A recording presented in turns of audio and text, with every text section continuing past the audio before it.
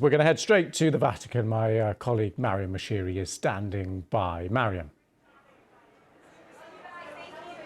Lewis, thank you very much indeed. Yes, welcome to the Vatican, where Pope Leo XIV has today been celebrating Mass with cardinals at the Sistine Chapel following his election on Thursday.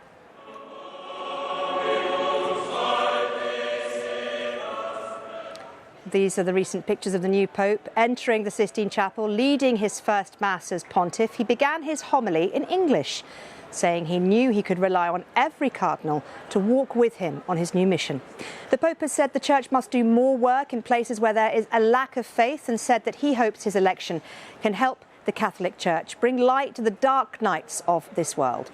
Well, Pope Leo will be the 267th occupant of the throne of St. Peter. So what do we know about the first American to fill the role of Pope? Well, 69-year-old Pope Leo XIV was born Robert Francis Prevost in Chicago to parents of Spanish and Franco-Italian descent. He was ordained in 1982 and moved to Peru 3 years later. He then became a naturalised Peruvian citizen, spending 10 years as a local parish pastor and teaching at a seminary in northwestern Peru. He became well known to cardinals in the Vatican because of his high-profile role as prefect of the dicastery for bishops. Pope Francis made him the Bishop of Chiclayo in Peru in 2014, and then he became Archbishop in January 2023. Within a few months, Pope Francis had made him a cardinal.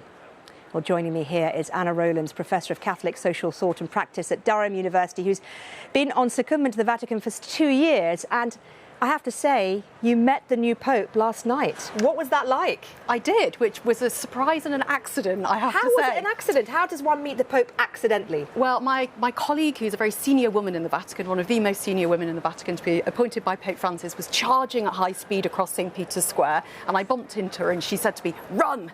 And I said, "Why?" And she said, "Just run." So at that point I realised I was following her back to the palazzo that's just behind where we're talking now, and that's where she lives, in one of the apartments, and where the former Cardinal Prevost lived as well. So rather sweetly, just as Pope Francis had gone back to pay his bill at the guest house just after he became Pope, Pope Leo XIV went back to the community in the palazzo where he lives to greet people personally, to give them a blessing, and to spend a little time talking. That's Sister Natalie. That's Sister Natalie as well. There you are speaking to him. And what did he say to you? So, well, I had a chance to congratulate him and also to assure him of prayers, but also to thank him in particular for the powerful words that he spoke from the balcony, and to express the gratitude on behalf of the crowd. So many of that crowd would have loved to have had the chance I had last night to greet him personally. So I felt responsible to bring him the gratitude and the joy of that crowd. What were the powerful words that stuck out for you from last night? So, peace. 9 times he mentioned the word peace, and he wants to be a peace builder, a bridge builder, he said, both for the church, where there are divisions in the church, but also for the world. The second key message was love, the completely unconditional love of God for all people, and he talked about bringing peace and love for the whole of humanity, but also for the whole earth. So that message very much from Benedict and Francis that's focused on our climactic situation as well as our kind of human situation of brokenness. So I think he wants to focus on peace building, on a kind of unifying project, overcoming polarisation, and to be basically a pope of a just peace for our times. Powerful. Will he succeed given the geopolitical headwinds, given the way in which the Catholic Church has been moving over the last few years? Yes, I think that there's a very good chance he will. He came out dressed like Benedict, speaking like Francis. That was the first sign of, I think, his unifying mission to thread together, literally in the threads he was wearing, to thread together these papacies. And I think that for the Church is very significant as a sign. For the world, also an important sign. His first visit, as I understand it, outside the Vatican will be to the Regina Coeli prison, just down the road from here. Oh, interesting. Yeah, he's an Augustinian, so he brings that focus on intellectual life, but also service of the poorest and the most marginalised. That is a heady, literally, combination, and I think very interesting to have an Augustinian Pope for a moment when, as we saw the other month, J.D. Vance quoting St. Augustine on Christian nationalism. What will an Augustinian Pope say to an Augustinian moment? Well, what indeed. Anna, it's a pleasure to talk to you. Thank you very much for sharing your photos as well Not at all. of you and Pope Leo XIV.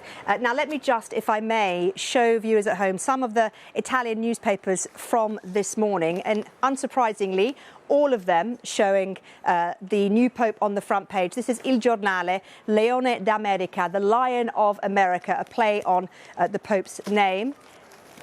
La pace sia con te. I don't know if you can see that from the Avvenire publication. Peace be with us. Sorry, con noi. La pace sia con noi. Peace be with us. And here we have La Stampa, Il Papa dei due mondi, the Pope of two worlds. And I think a reference there to the fact that Pope Leo is American-born, North American-born, but also a naturalized Peruvian citizen, so also has strong connections with Latin America. And finally, La Repubblica, Il Papa Americano, the American Pope. Absolutely brilliant front pages there, all of them showing Pope Leo XIV on that balcony. Well, Louis Prevost is the brother of Pope Leo. He's spoken about the moment he found out his sibling was the new head of the Roman Catholic Church. Have a listen. It was like, oh my God, it's Rob. It's never going to be the same. What are we going to do? Oh, yes, it's Rob. Yeah. I still do it, you know, play with guns, knives, bows and arrows. He would play priest. How boring. Come on, Rob, let's go. No, can I give you communion? And we just tease, you know, you're going to be the Pope. You want to be the Pope. Here we are today. He knew from an early stage he wanted to be a priest. And he did. Got out of grammar school, went right to the seminary. He was always like a servant to the people, trying to help the people build churches down there and schools. He's more down the middle. Okay, let's see how we can take what Francis did, massage it a little bit. As Pope now, he's just reinforcing the fact that God and Jesus said, follow me and you'll be saved. Evil will not win. That's the brother of Pope Leo XIV. And the mood, the atmosphere here in the Vatican is one of such hope. I spoke to a few people as I was walking into work this morning, and they asked me if I was a journalist. I said, yes, I am. And they said, are you happy about Pope Leo? And I said, yes, are you? And they all unanimously said to me, yes, we are so happy. We're so excited. And that really is the feeling that one gets from walking around within St. Peter's Basilica and the area around the Vatican. There is such a feeling of hope, of renewal, of a look towards the future for the Roman Catholic Church.